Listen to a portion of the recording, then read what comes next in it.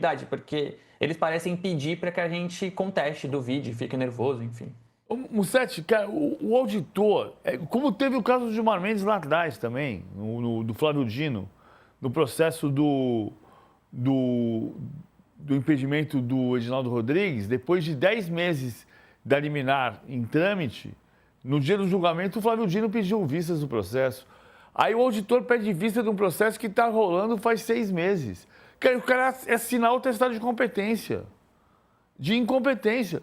Já foi julgado, já teve a decisão, é você julgar o efeito suspensivo e o cara pede vistas do processo, é assinar o atestado de incompetência. Só para explicar para o pessoal, é um termo jurídico pedir vistas, né? Em que é a solicitação de um tempo adicional para examinar o processo. Cara, do tipo, minha professora, a tia Luísa, veio trazer a prova e eu falei assim, tia, eu não tive tempo de estudar. Preciso mais, exatamente preciso de isso. mais tempo para estudar. Dá para ensaiar para daqui 3 semanas? Mas está marcada a prova faz... Há quanto tempo a prova está marcada faz 6 meses. Eu não vou adiar a prova coisa nenhuma. Não. Então, assim, é assinar o atestado. Os caras não... Assim, cuspir na credibilidade deles próprios. É menosprezar a inteligência das pessoas que estão vendo o noticiário. Mas isso sempre aconteceu. Sempre aconteceu. Assim, cara, o Alan foi julgado, foi expulso dia 23 de julho. Julga dia 24 de julho. Você está trabalhando lá para quê? Não, e é um desrespeito a todos os envolvidos, né? A todo mundo que tem que ir para lá, jornalistas, todo mundo que faz parte ali. Aí vai, para você esperando o julgamento, para ter uma decisão. Ah, não, quero mais tempo. E aí todo mundo vai embora de novo para voltar na quinta, sexta-feira. Você acha que tem que absolver? Absolve, mas tem que dar uma solução para o caso, é óbvio. Ele pode ser absolvido? Claro que pode ser absolvido, eu não sou juiz. Porque os juízes são os auditores estão lá para auditar. Ok, mas assim, então absolve. Entende que absolve. Não vai dizer que não teve tempo para ver o processo, pede vistas do processo. Que coisa é essa? O jogador, né? Um desgaste grande. Foi lá agora pela manhã. E tem mais coisa para acontecer para a decisão do campeonato. O Gustavo Gomes foi denunciado porque disse que o Wilton Pereira Sampaio é soberbo. O Marlon disse que o Grêmio foi roubado e não foi denunciado. Então, assim, cara, é só olhar para o que está acontecendo, para o que pode acontecer. O STJD tem que ser digno, como os árbitros também tem que ser. Ninguém tem que terminar o campeonato achando que alguém foi beneficiado pelo tribunal ou pelo árbitro de campo. Ninguém tem que ser beneficiado por nada. Agora, tem que ter um mínimo de cuidado com isso. Olha só, e é incrível como o futebol é um sobrevivente. Sabe quanto bateu a média de público do Campeonato Brasileiro nessa rodada? Nessa rodada depois, a média da rodada foi 26 mil pessoas, mas a média do campeonato está em 26.161. É a segunda maior média de público da história do Campeonato Brasileiro. A segunda maior média de público da história do Campeonato Brasileiro. E o tribunal faz isso com a credibilidade do campeonato. E aí, como os árbitros fizeram também. A informação que chega aqui do Igor Siqueira também, PVC, é que o auditor Marco Aurélio Choi, ele pediu vistas por ser um tema complexo. Mas o tema complexo faz 6 meses. Sim. E é complexo mesmo, né? É por isso que tá nesse julgamento. Que coisa, hein, minha gente? Que Luiz. coisa. Oi, Brás. Não, tem um detalhe importante também na matéria do Igor, que assim, beleza, pediu vista, vai voltar na quinta ou na sexta, mas o cenário já se apresenta um pouco favorável para o Bruno Henrique, porque o primeiro voto, né, já teve um primeiro voto, que foi para aplicação de uma multa de R$100 mil, foi dado pelo relator do processo, né? Então, se desenha aí um cenário positivo para o Bruno Henrique. Peraí. Vai ser uma... Peraí, vou fazer uma coisa aqui, não. O PVC foi... Não, vamos lá. Beleza, eu pago. Quer? Vamos lá, 100 pau. R$100 mil. A gente paga aqui, passa no débito. Beleza, vamos lá. Não tem problema, não. A gente paga no débito. É no débito que quer pagar? Vamos embora. Paga no débito. Olha lá, a gente paga no débito. Gente, que coisa, né? Então, a última informação é essa, de que a sessão vai retomada na quinta ou na sexta-feira pelo STJD. Essa é a última informação que chega agora sobre o julgamento do Bruno Henrique. Tô brincando, evidentemente que eu tô brincando, mas, cara, a absolvição é justa, pode ser legítima. Já falei aqui, o caso do Bruno Henrique é um caso criminal. O que vai solucionar o caso do Bruno Henrique É o julgamento na esfera criminal. É um caso de fraude. E é muito grave. É um símbolo do que está acontecendo no cenário do futebol no mundo. Não é no Brasil, é no mundo. Então, é um mínimo de responsabilidade quando o auditor dizer que o caso é complexo e por isso pede vistas do processo. Ele está pedindo para estudar para a prova. Jura por Deus, demite o cara que está pedindo para estudar para a prova. Demite. O cara não conseguiu estudar para a prova em 6 meses. Demite o cara, não precisa desse auditor. Tira o cara dali.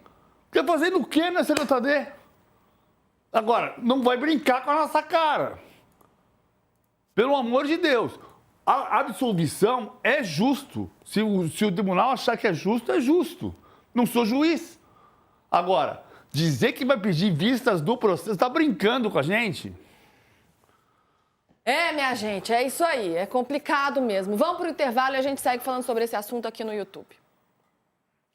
E aí tem um outro ponto, PVC, que eu queria trazer aqui, que foi o que o Braz comentou sobre a matéria, né? A matéria está aqui, que fala, a informação do Igor Siqueira, que no momento da interrupção, o Bruno Henrique já tinha recebido um voto favorável, que foi justamente do relator do processo, Sérgio Furtado Coelho, e que o voto dele tinha sido aplicar uma multa de R$100 mil.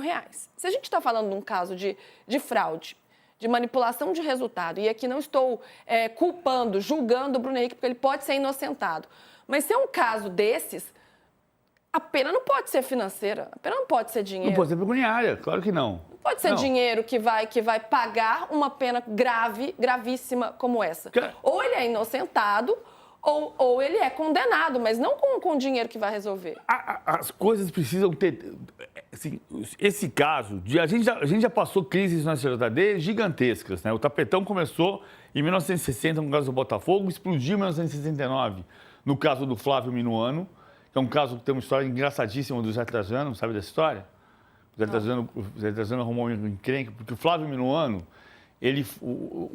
a história do tapetão começa antes, mas em 69 ficou famosa porque teve um Fluminense e Vasco em que o Flávio Minuano foi expulso e o jogo seguinte era Fluminense e América e o José Carlos Vilela, advogado do Fluminense, entrou com uma ação dizendo que nenhum jogador podia ser expulso, não existia cartão vermelho na época, mas existia expulsão que representava